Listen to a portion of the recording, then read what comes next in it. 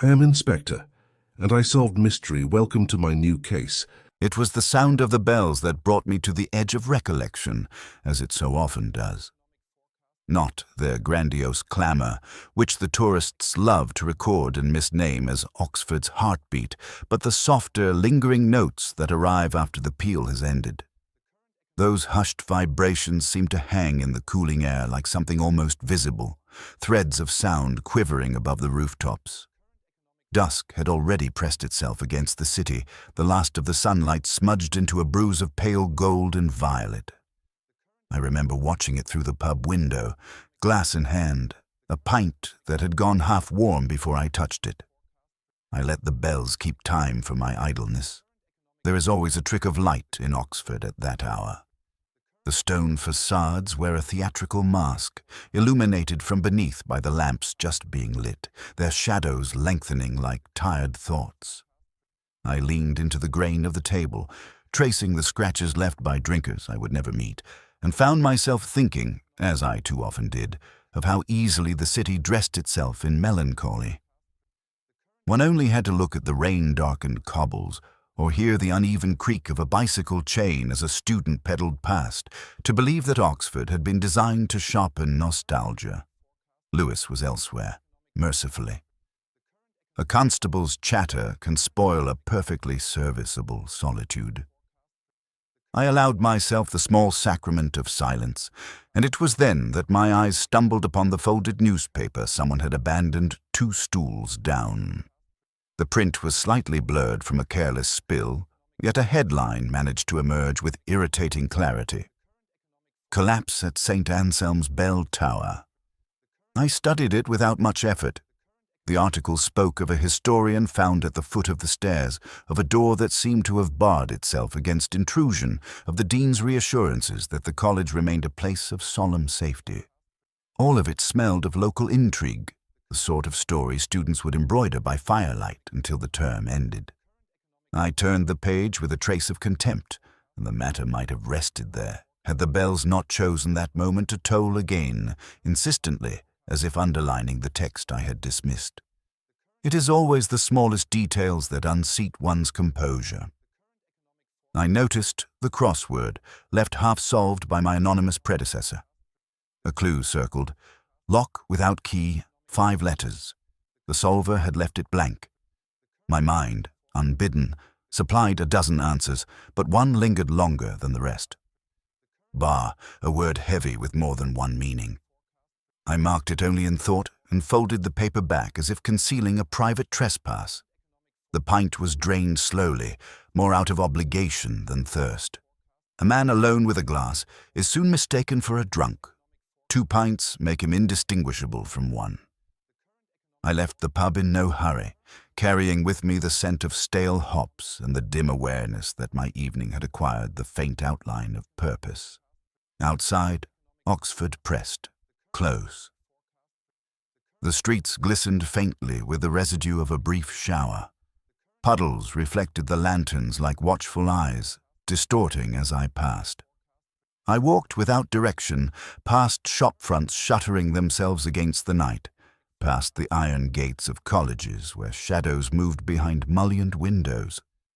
It is curious how an entire world can remain enclosed, its secrets folded in on themselves, while a stranger merely listens at the edges.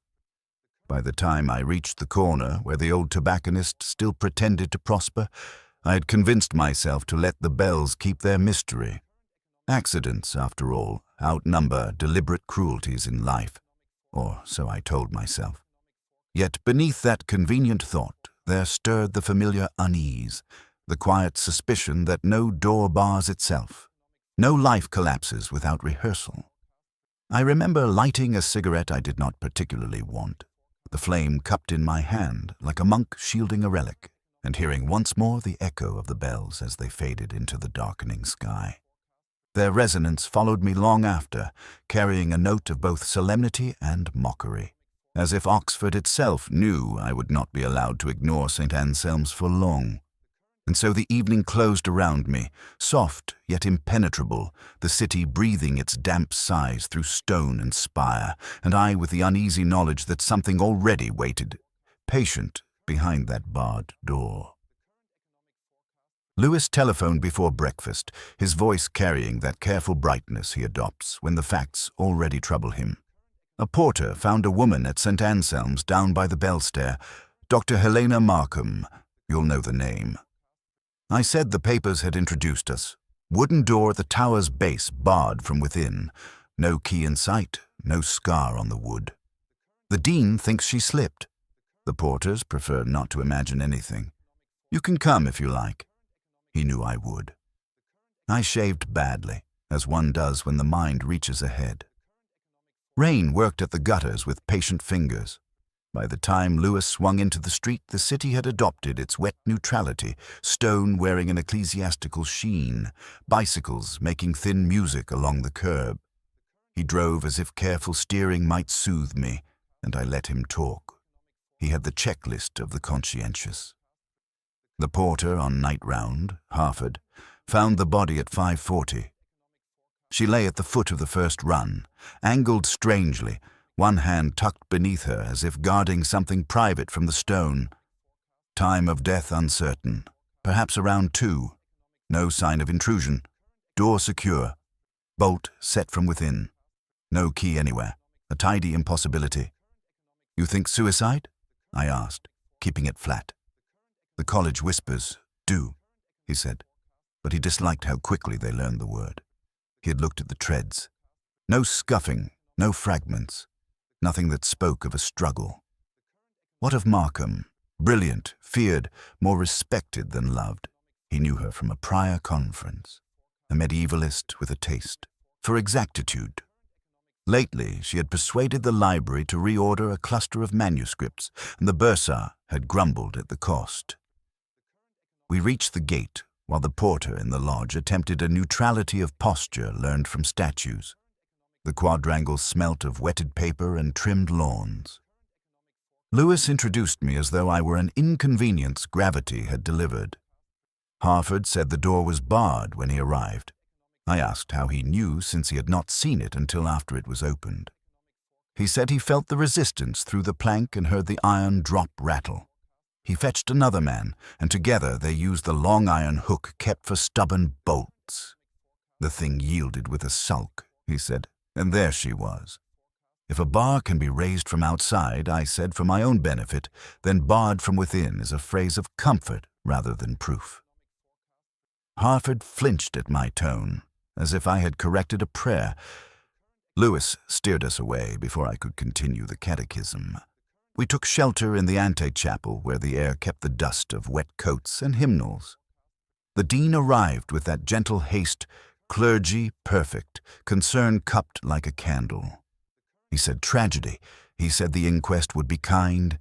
He said we must preserve dignity. I allowed that kindness is seldom associated with gravity and stone. He offered tea. We declined, and he looked relieved to be spared his own hospitality. I read the notice board without moving my head. A recital postponed. A seminar on penitential psalms demoted to a smaller room. Markham's name appeared twice, once in a lecture title scratched through in green ink. Green is a librarian's color, Lewis murmured later, and I let the neatness of it stand. We went to the tower last. The stairwell kept the cold like a creed. Bell rope fibers clung to the damp, and the stone had that bleached patience only centuries can manage. I knelt by the smear where her hand had greeted the floor. No splinters, no chalk. A scent of bell metal and old rope, with a ghost of wax from the chapel below. On the inner face of the door, the grain shone smoother where fingers had learned it. The bar's cradle showed a faint bruise of recent use, the kind left by weight, applied without confidence. The iron hook, hung on a nail at shoulder height, bore a polish at its tip that did not belong to mere readiness. Lewis said the coroner would call early. He said the dean feared newspapers. He asked whether I believed the bolt had been set by a dead woman. I told him belief was an extravagance I preferred to leave to choristers. Then a smaller thing, a curl of green thread on the hinge edge, fine as whisker, likely from a binding ribbon. the sort used in tidy libraries. I plucked it away and put it in my pocket as if saving a line from a poem one intends to read again. I told Lewis I would go up, and then I would stay. He tried not to look relieved. Oxford rang the hour as if counting us in, and the sound climbed the stair ahead of us like a patient guide. Rain had spent itself by the time we reached St. Anselm's, leaving the stone rinsed. The porter's gate yielded with a parish hush, and the quadrangle accepted us as a library accepts footfall. Lewis kept a pace ahead, shoulders squared, while I let the place make its old introductions. Lime from the lawn, ash in the drains, the pale breath of vellum through the vents. Cloisters rimmed the grass like patient sentences, each arch a comma slowing thought.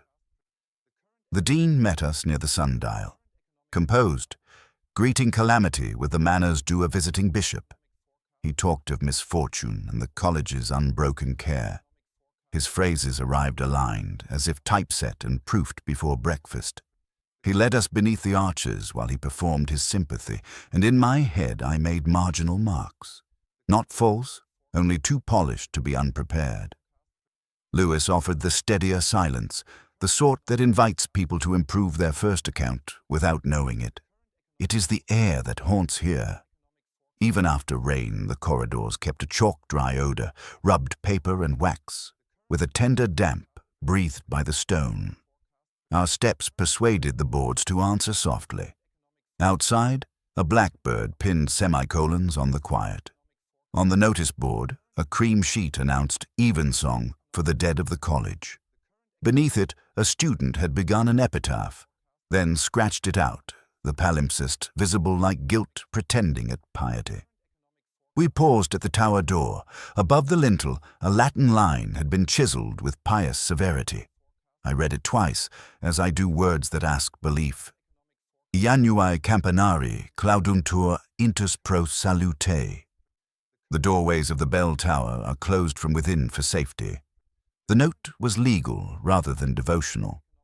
If a scholar had designed it, I thought, clausae intus might have been preferred. Who composed it? I asked, as if idly.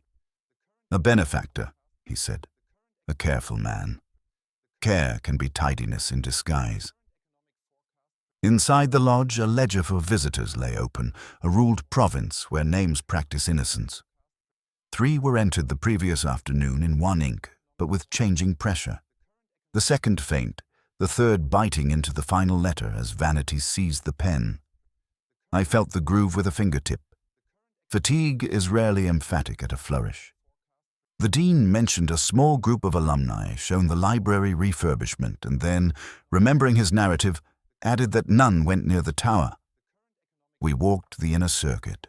Rain had varnished the sandstone, making a mirror where none was intended. In that wavering surface, the Latin returned with its prim certainty, closed from within, and I found myself resisting the phrase as one resists a stranger who insists on confidence. The dean laid down safe paving stones of explanation. A tired scholar, unfortunate steps, the grief of an institution. He said the inquest would be merciful. Mercy, I murmured, is a poor judge. Near a narrow wicket I stopped. At shoulder height, the jamb showed 2 screw holes, and a third, half filled with pale wax. The wax was reluctant when I pressed it, newly argued into place. Someone had tidied after rain, which is to say, before memory had set. Tidying is rehearsal. I remarked that the wording of his statement felt rehearsed as well. He replied that the college practiced clarity and public communications. Clarity, I thought, is often a lantern held too close to the evidence. We ended where we began, under arches that refused to tell time. The tower lifted its piety against a sky unwilling to brighten. I considered the inscription and the ledger's deepened flourish, the neat story and its second attempt. The porter produced a pen for formalities. I wrote my name, then wrote it again and crossed the first lightly, a private reminder that the tidiest versions of events are usually the ones that have been carefully rewritten. The living are more evasive than the dead. Corpses keep their truths folded neatly, but scholars and clerics scatter theirs in every phrase, every sidelong look. At St. Anselm's the air carried that brittle smell of damp paper and coal ash, as if the place itself exhaled hesitation. I moved among them slowly, taking their words like hesitant sips of wine, too quickly swallowed and the flavor vanishes. Cawthorne was the first to present himself. His gown frayed at the hem, though he smoothed it as if convinced such habits concealed decline. He spoke of Helena Markham with the brittle reverence of an enemy who has rehearsed his lines for posterity. Her manuscript, he said, promised revisionist brilliance, his tone conceding the brilliance, his eyes resisting the revision. I watched his fingers knead the edge of a journal he carried, as if itching to annotate her death with footnotes of his own. When I asked about his last conversation with her, he answered at once, then repeated the phrase with slight adjustment, the way one corrects an essay that will never quite pass. It was the repetition that interested me more than the content. Lydia Fenton came next, a student whose youth refused obedience to grief. She described Helena in sentences half admiring, half defensive, like someone quoting a love letter and pretending it was an academic citation. Rumor had already supplied the word affair. I asked her if she had been in the chapel the night before. She shook her head too firmly, then lowered her gaze at once as though realizing firmness betrays more than denial. I noticed ink stains smudged along her wrist, not the neat blue of lecture notes, but the darker sheen of library catalog slips. She said she had been working on her dissertation, but her voice broke rhythm on the word working. In my memory, the crossword from the pub returned. Lock without key. She was holding something back, not the whole, just a fragment she believed dispensable. Reverend Hale drifted through corridors with a soft gravity, his voice perpetually pitched for sermon.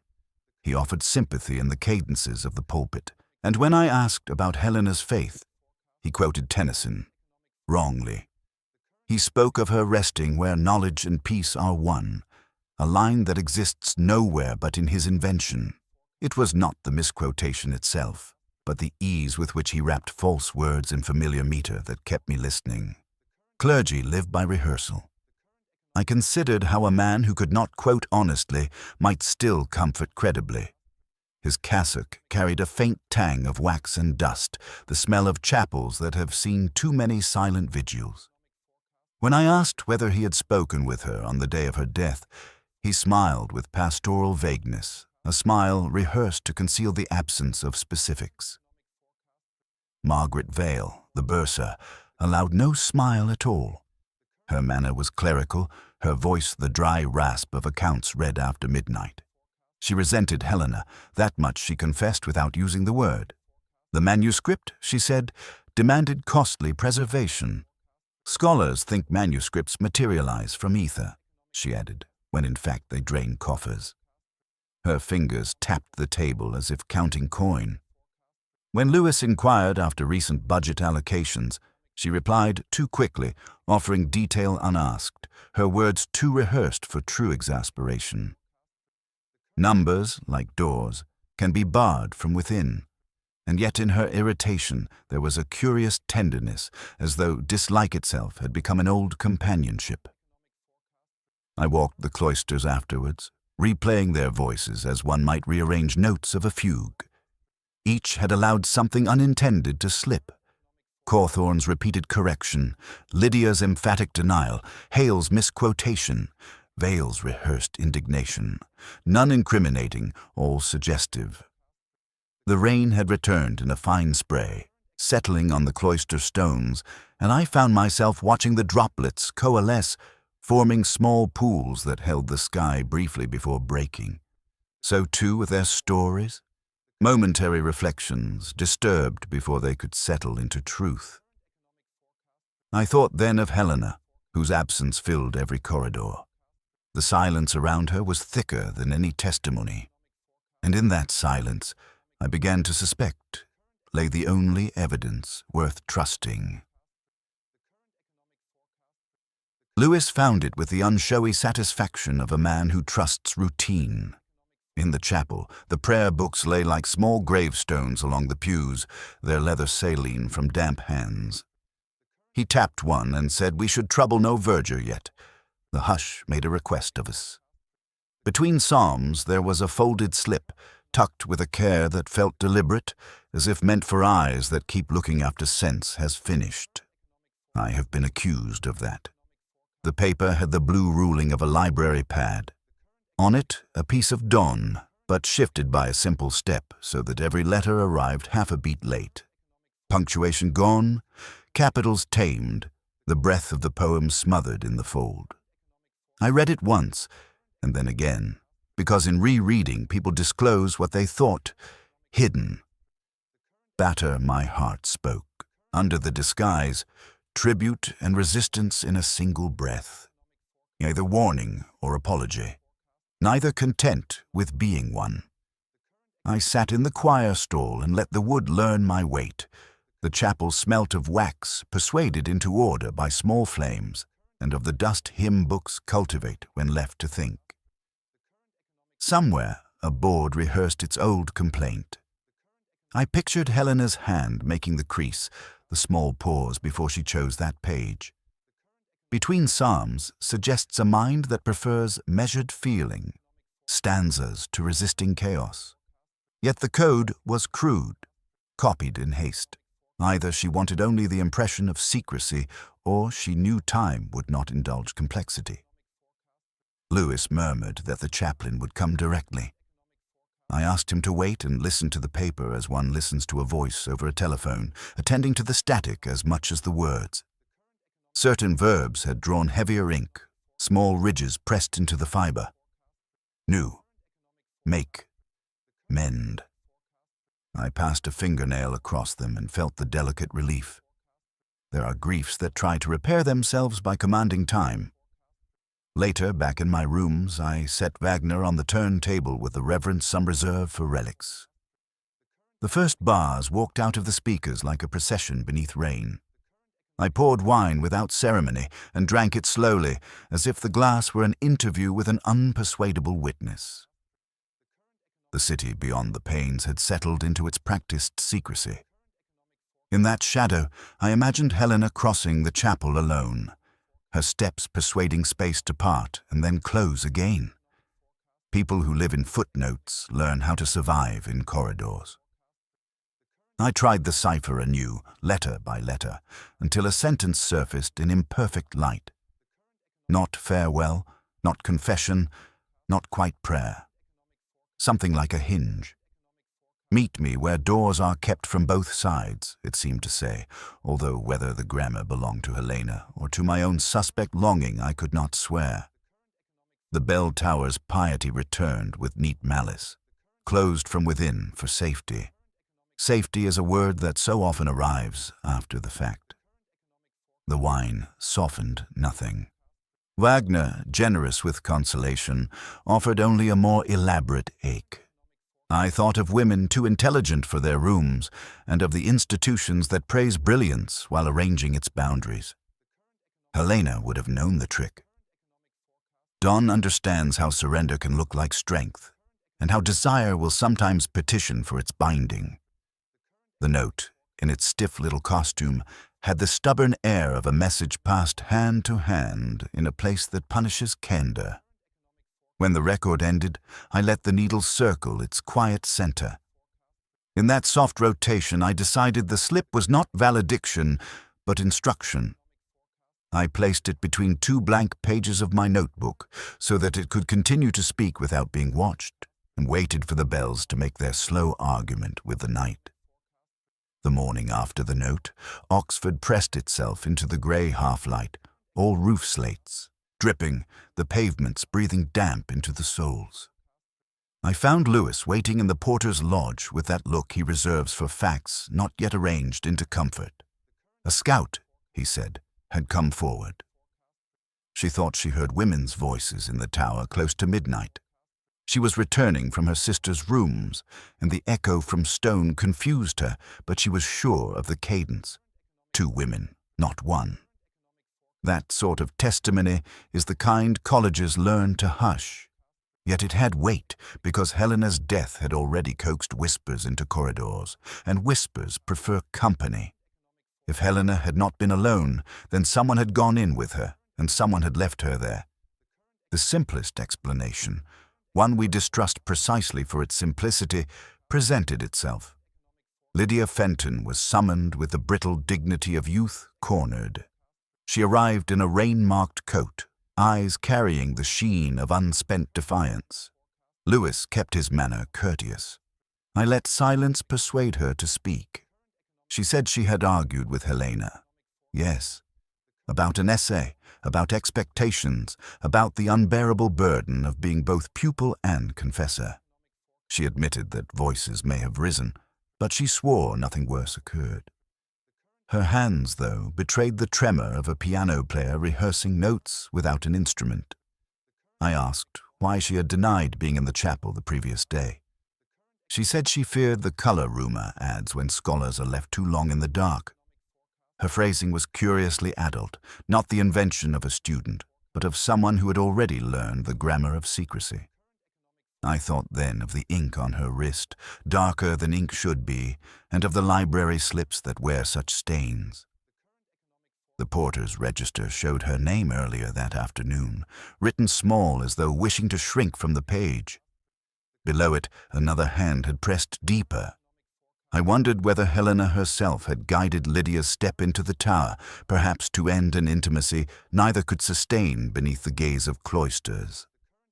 Lewis said later that it fitted neatly. The quarrel, the raised voices, the body on the stone. Perhaps Lydia had fled in panic, leaving Helena to fall. Or worse, to throw herself down. The barred door could be explained by haste. Perhaps Helena herself had bolted it before descending, unwilling to be disturbed. The sequence had elegance, and for a time I allowed myself to rest in it. Yet elegance is a danger. Crosswords teach us that the answer too quickly supplied is rarely the answer.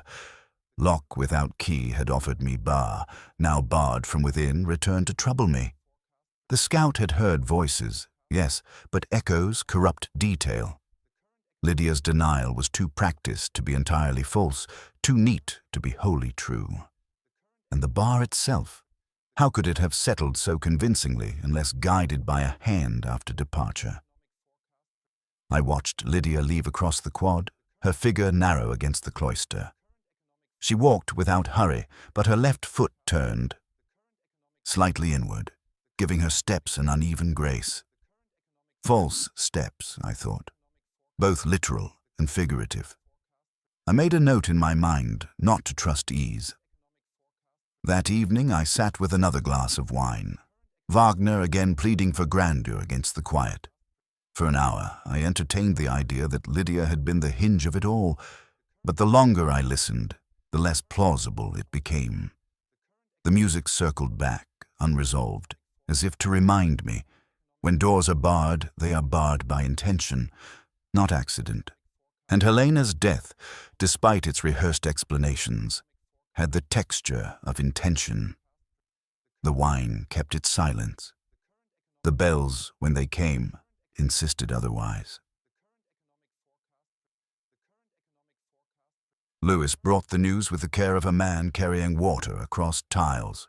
There had been a quiet appointment with a solicitor 3 weeks earlier. No relatives, no theatre. Helena had altered her will, he said, leaving the residue of her estate to the college library.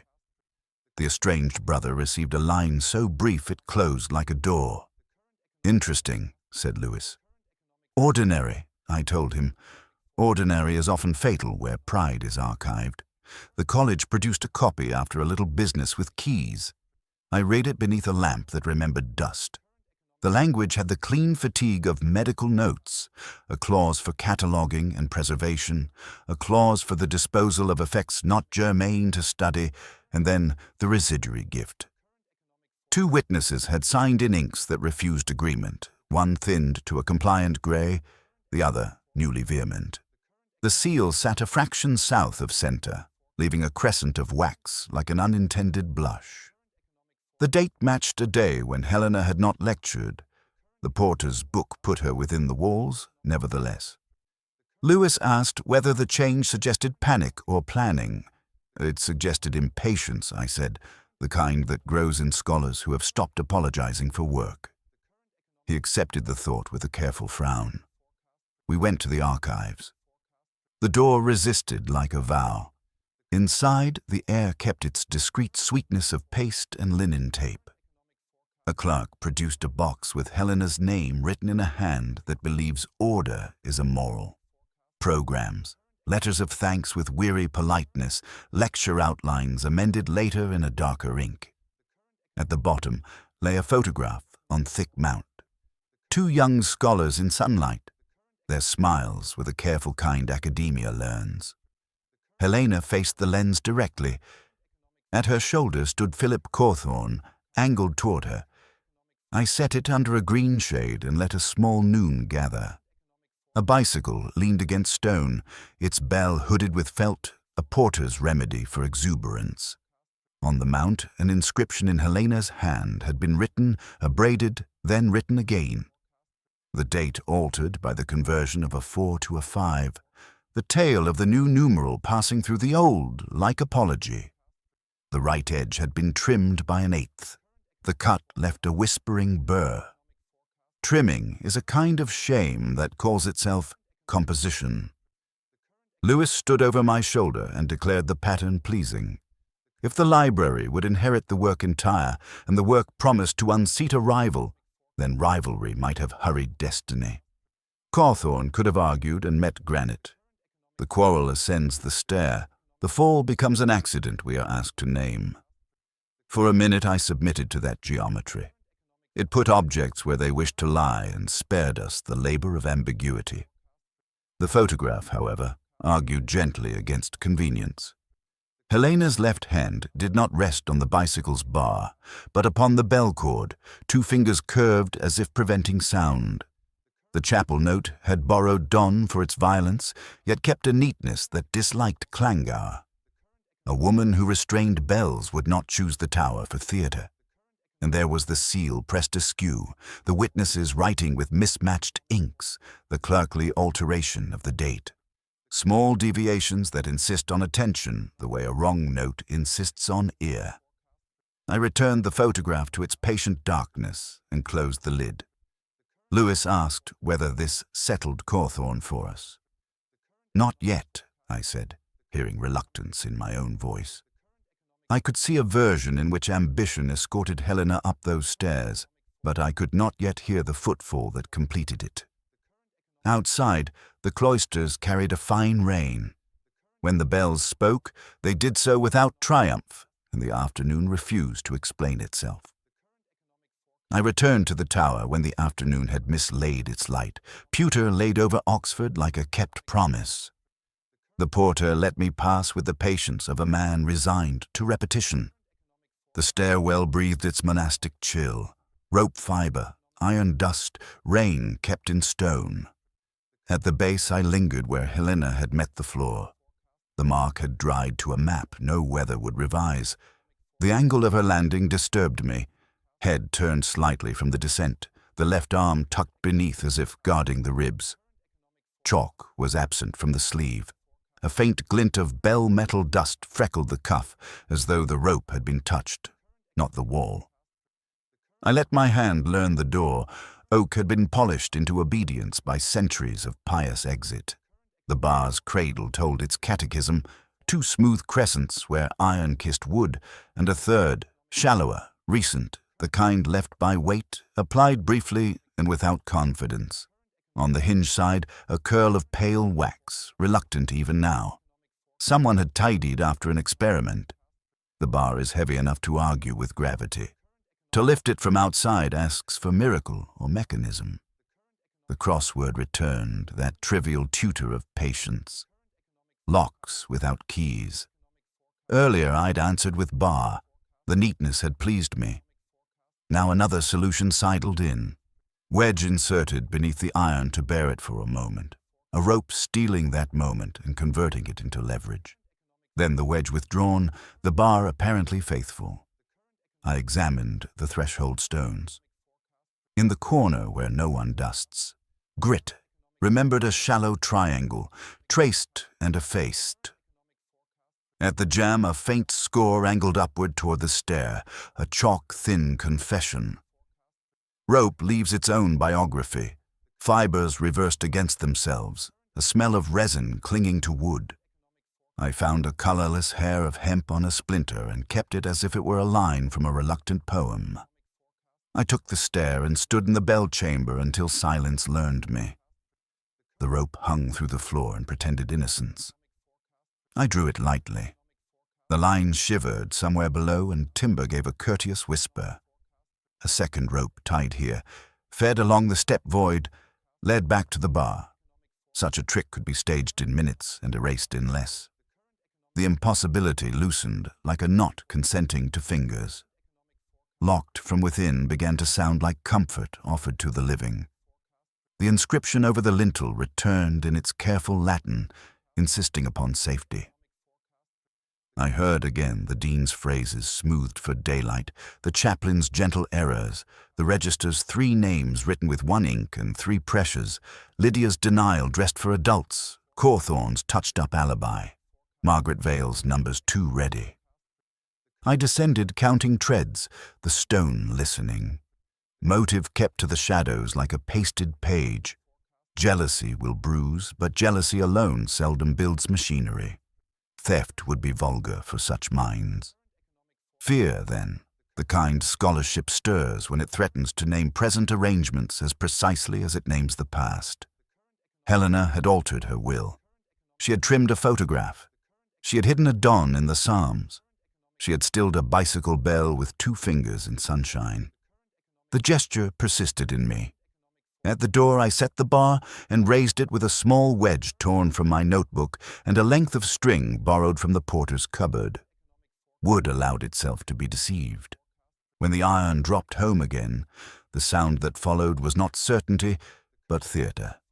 The bell above held its breath. So did I. Method had found me. Motive, however, remained elsewhere, the single clear note absent from a score otherwise legible, and the tower resumed its imitation of safety, while the echo pretended to be truth, not certainty. Not yet. Lewis had brought the bottle with the solemnity of a man who knows my weaknesses. He set it down on my table without ceremony, and I allowed the cork its sigh. The rain tapped against the panes like a shy visitor unwilling to press its case. The city outside had blurred into an impressionist sketch, spires and lamps smeared by water, the faint drone of bicycles giving rhythm to the evening. We drank without toasts. Lewis spoke of practicalities, coroner's schedule, press inquiries, a porter's memory of Helena walking with Cawthorne long ago. And I let the wine persuade my thoughts into order. Then I unfolded again the slip from the prayer book, the coded dawn whose letters had rearranged themselves into a plea. Batter My Heart had been the ISA headline, but my second reading now tasted of alarm rather than resignation. Meet me where doors are kept from both sides. That line I had filled in myself, but it refused to leave me. The bells, the bar, the wedge of deception. Not a farewell, but a warning scratched beneath the polite register of psalms. Lewis leaned across the table, his tie already loosened. He said it looked like despair to him. People leave scraps when they cannot leave explanations. I reminded him of Reverend Hale, his misquotation of Tennyson. Knowledge and peace are one, he had said, as though making scripture of convenience. But the true line, if I remembered correctly, spoke of something less consoling. Hale had adjusted words to suit a funeral not yet preached. Why misquote unless rehearsal demanded it? Why rehearse unless one had been warned of what to expect? The wine held its place at the rim of my glass, trembling with the smallest vibration. I let it settle while my thoughts turned to Margaret Vale. Numbers, she had said, always suffer for scholarship. She had produced her accounts too readily, her figures as rehearsed as the dean's condolences. There had been an entry, I recalled now, marked preservation surcharge, It had seemed trivial at the time, but the word surcharge whispered of debts unpaid, of money smuggled from one pocket to another. Libraries consume funds slowly, like fire left to smolder, and bursars sometimes learn to disguise smoke. Lewis muttered that Helena had enemies enough. But enemies do not usually arrange rope and wedge to imitate miracle. Only someone accustomed to disguises, to tidying ledgers, to making the impossible appear routine. Margaret had spoken as if grateful the manuscript was to be the library's inheritance, yet she had let the word safe slip like an afterthought. Safe where? I asked the memory of her voice, and safe from whom? Manuscripts are not threatened by the dead. They are threatened by administrators who fear what the living may learn. I poured the second glass, slower, the glug echoing faintly in the room's hush.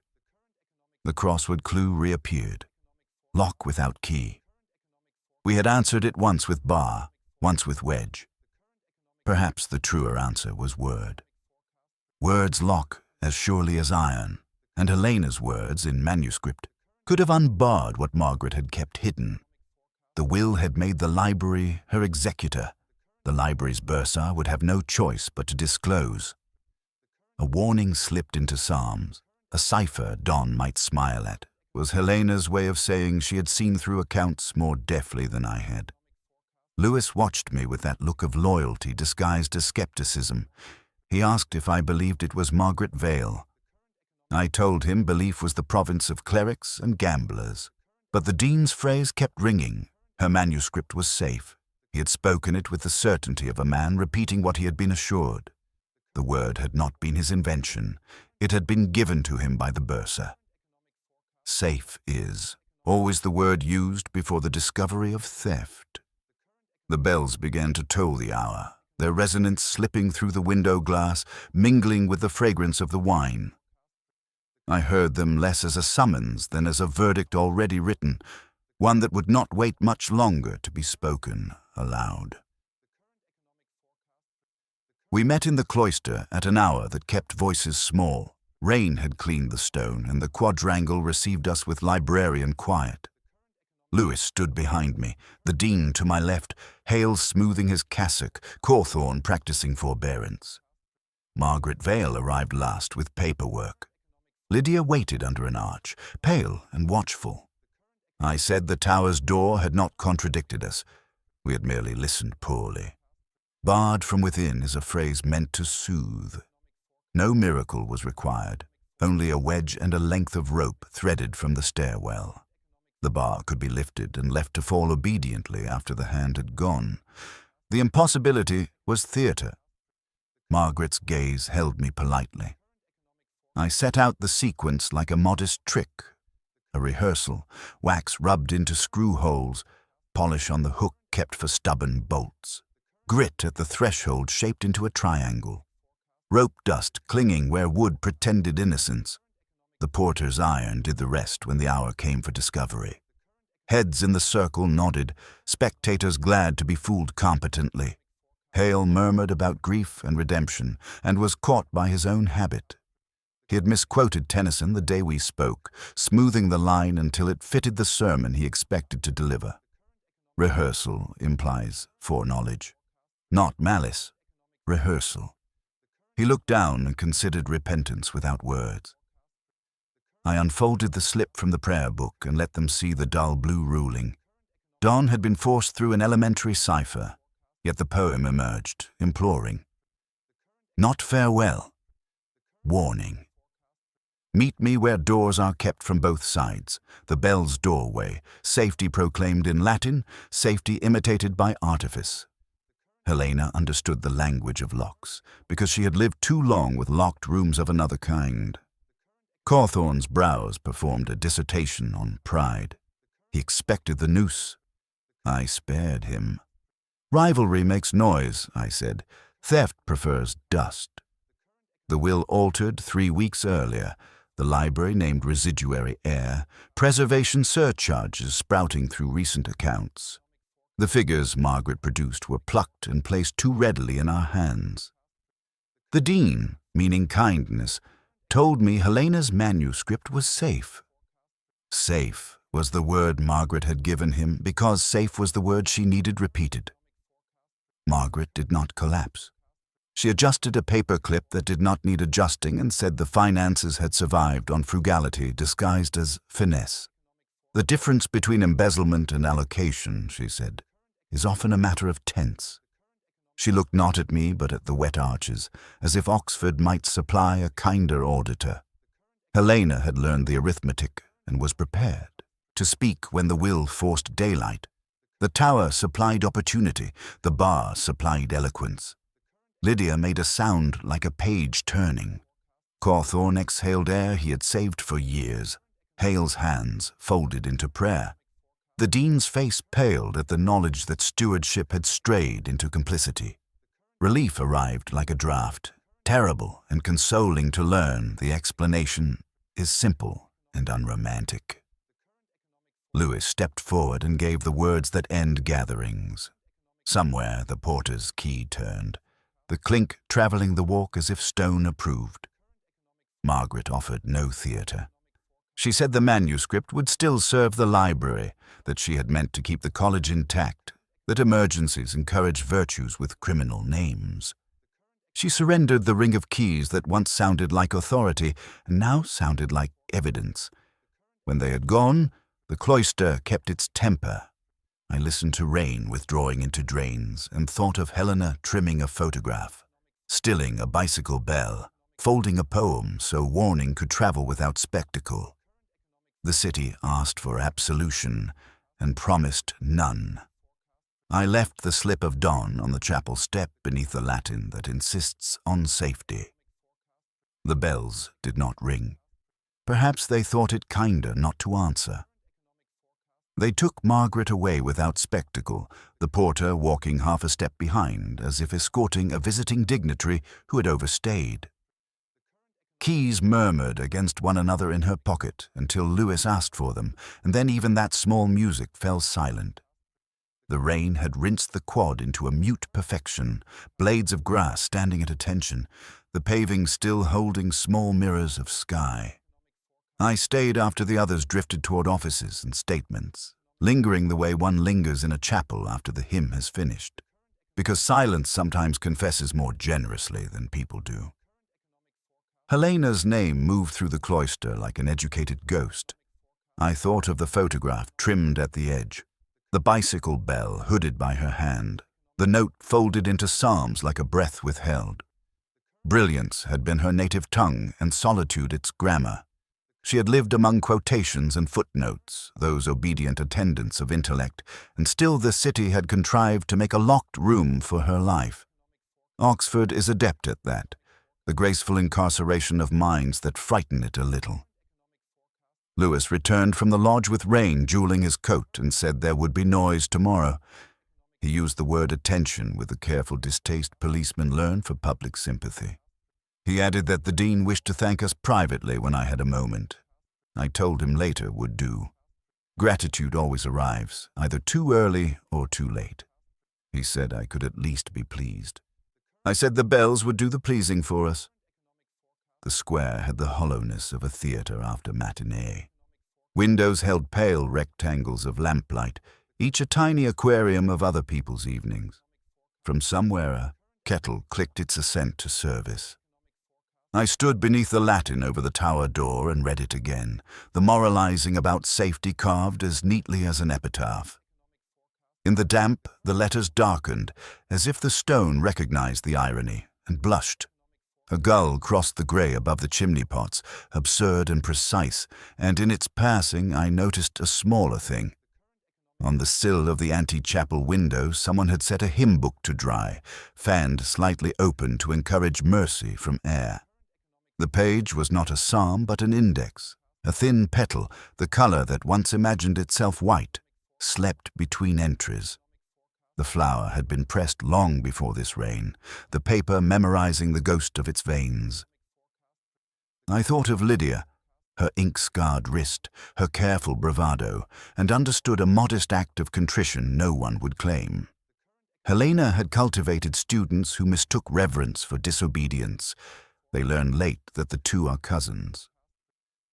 Lewis spoke again, gently, saying that guilt settles slowly and would not be improved by my continuing to stand in it.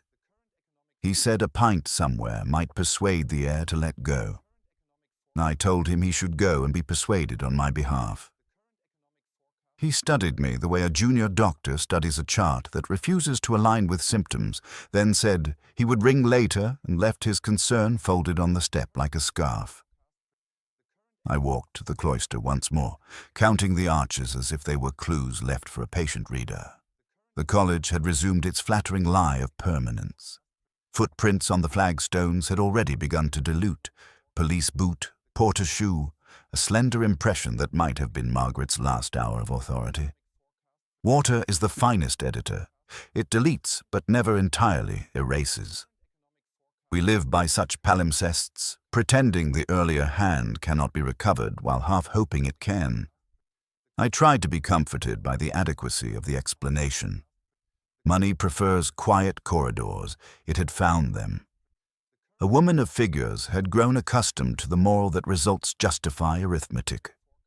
Another woman, who loved accuracy more than favor, had interrupted the calculation. The rope, the wedge, the rehearsal of grief.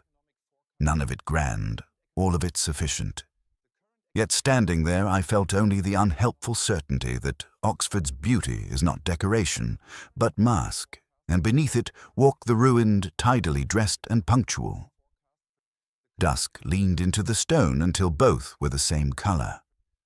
I thought of Helena's last private minute, the sober rage of it, the decision to fold a poem into a book rather than disturb a bell. Lewis would say we had done our work. I would not contradict him. A small deduction occurred then, not important, perhaps not even true.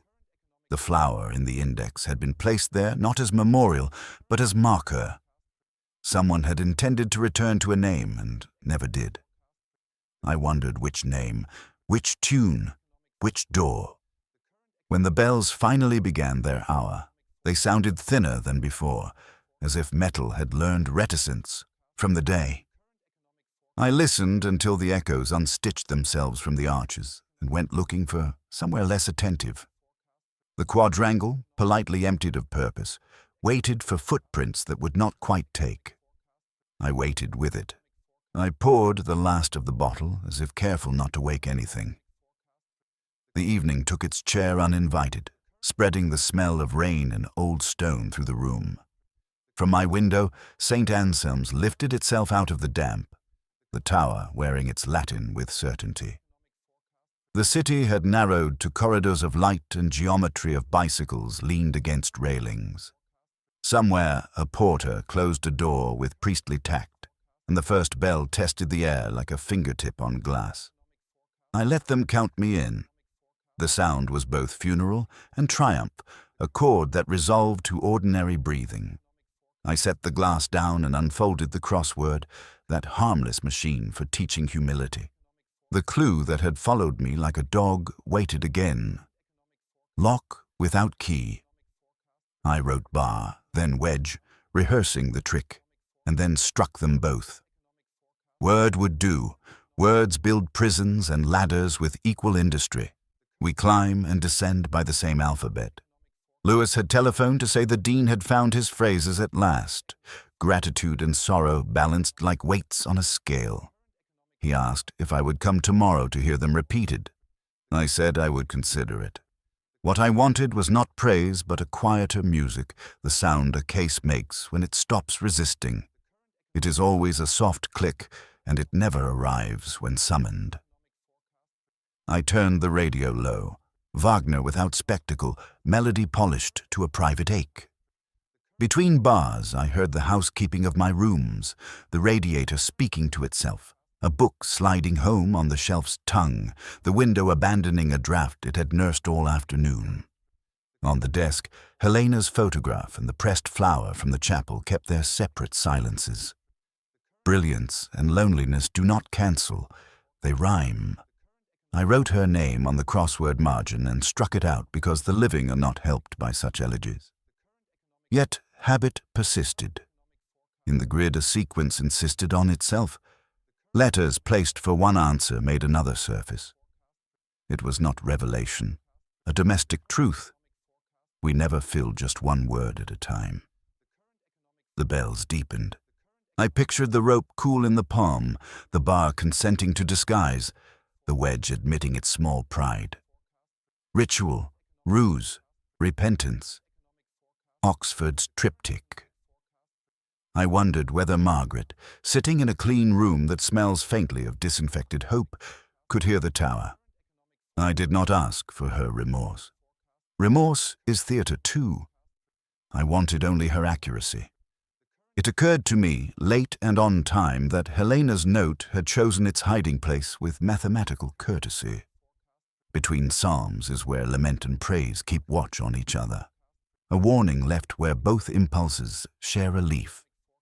I took the slip from my notebook and let the last line sound in the quiet, the old audacity, refusing shame. Except you enthrall me, never shall be free, nor ever chaste, except you ravish me. I did not ask whom she meant. The poem prefers to keep its witness unnamed. The bells entered their final measure, the rhythm of closure that never quite is. I finished the glass and set the crossword aside with one corner unfilled, a small square left unbarred. Tomorrow would bring paperwork, statements, briefly attentive headlines, a chapel service that would look like mercy. Tonight, the tower returned to anonymity. The rope slackened into innocence. The inscription resumed its piety. The sound thinned, traveled the roofs, and diminished where even Oxford fails to hold memory. I listened for the echo, and found only the room, breathing. Somewhere a bicycle released its lock with the clink of reprieve. I thought, not without gratitude, that silence is the best detective. When it comes, it tells you what remains. The bells were done. The ache stayed, neat, undecorated, and mine.